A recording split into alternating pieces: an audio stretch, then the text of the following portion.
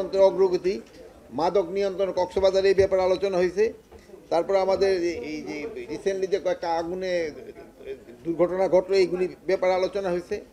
এইগুলি মেইন। আর ওই যে আমার এক বোন জিজ্ঞেস করছিলেন ওই বিদেশে থেকে আসছেন কি হলো, ওইটার ব্যাপারে আলোচনা হয়েছে। ওইটা আমি আগে বলি, ওইটার ক্ষেত্রে আমরা দেখলাম যারা আমাদের রেমিটেন্স যোদ্ধা বলি তা, আর আপনারা যেই হারে দেন, এই যে কি বলে এই একটা পাসপোর্ট নেওয়ার জন্য যেই টাকা দেন ওদের একটু বেশি দিতে হয়। এই রেমিটেন্স যোদ্ধাদের থেকেও এই টাকাটা বেশি নিব না, এই টাকাটা আমরা মোটামুটি সমানই করে দেব। যেহেতু ওদের আমরা সবসময় রেমিটেন্স যোদ্ধা বলি, কিন্তু ওদের যে রেমিটেন্স যোদ্ধা হিসেবে যে সম্মানটা পাওয়ার দরকার ওই সম্মানটা অনেক জায়গায় পায় না। ওরা সার্ভিসটা অনেক জায়গায় আমাদের অনেক জায়গায় ভালোভাবে পাচ্ছে না। সব জায়গায় সব দেশে তাদের আপাতত তাদের পাসপোর্টের ফিটা কমায় দেওয়া। এটা আমরা তো একটা অনেক দেশটা একটা না, অনেকগুলি দেশ তো এটা নিয়ে একটা আলোচনা হয়েছে। তারপর আমরা কতটুকু কমাইতে পারি এটা আমরা দেখব। আর দুই নাম্বার হচ্ছে এরা ম্যাক্সিমাম কিন্তু যারা আছে এরা আমরা বিমানে এরা ভ্রমণ করার চেষ্টা করে। যেহেতু বিমানে ভ্রমণ করলে তাদের একটা সুবিধা হলো তারা ওই ভাষাটা বুঝে আর প্লাস ওই দেশি খাবারটাও পায়। এই জন্য বিমানও যেন তাদের সার্ভিসটা ভালো পায়, এই জন্য এয়ারপোর্টে আসার পরের জন্য তাদের সার্ভিসটা উন্নতি হয়, এই জন্য আমরা চেষ্টা করি। বিমানের ভাড়া যদি কমানো যায় অবশ্যই, যদি এটা তো ধরেন যে কমার্শিয়াল, এখন এটা কম্পিটিশনে হলো যদি একজনে কমাইলে আরেকজনে কমাবে। এটা তো এখন যদি বিমান আবার বেশি কমায় অন্য ধরনের কোনো প্রেশার আছে তা তো আমরা জানি না।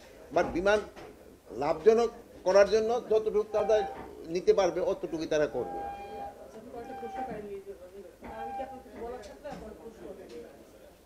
আরেকটা আমরা হলো ওই এয়ারপোর্টে যে গেট এটা আমরা খুলে দিচ্ছি খুবই তাড়াতাড়ি। আমরা গেটটা ওই যে পাসপোর্টটা যাদের আছে দেখে যেন ঢুকে যেতে পারে এই গেটটা। আর পাসপোর্ট তো আমরা বলে দিচ্ছি যে ইলেকট্রনিক পাসপোর্ট এই ডিসেম্বরের ভিতরে মোটামুটি বিদেশেরগুলি আমরা করে দেবো। গেটটা ইনস্টল হয়ে গেছে, হয়তো 2-4 দিনের ভিতরে আমরা করে দেবো। আচ্ছা বলেন।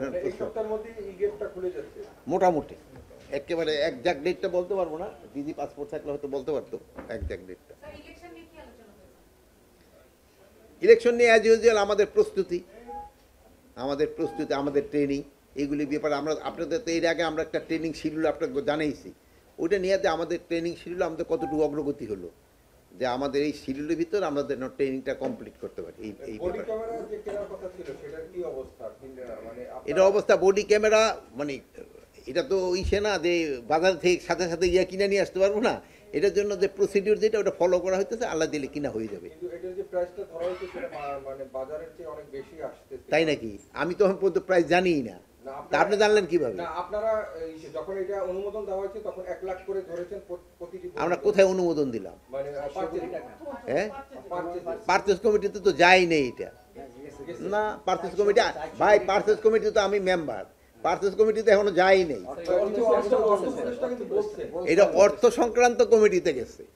তারপরে এটা দাম কত নির্ধারণ হবে এটা হলো ওই 400 কোটি টাকা যেটা বলছে ওইটা হলো এটা থোক বরাদ্দ রাখা হয়েছে। এই বরাদ্দটা এত, এখন এরপরে এটা নেগোসিয়েশন করে দাম হবে কত। এটা যেমন আপনারা যেসব এই ভাবি টাকা দিয়ে দেন না বাজারে যাওয়ার সময়, কত টাকা দিয়ে দিতে পারে আপনি বাজার থেকে দামাদামি করে কিনে আনেন না? না বা যেই কয় টাকা দিচ্ছে ভাই আমার এই কয় টাকা দিচ্ছে এই কটারই মাছ দাও, আনেন ওইভাবে নাকি গিয়ে দামাদামি করেন? তো এই পারচেজ কমিটিতে গেলে এরকম দামাদামি হবে, তারপরে আসবে।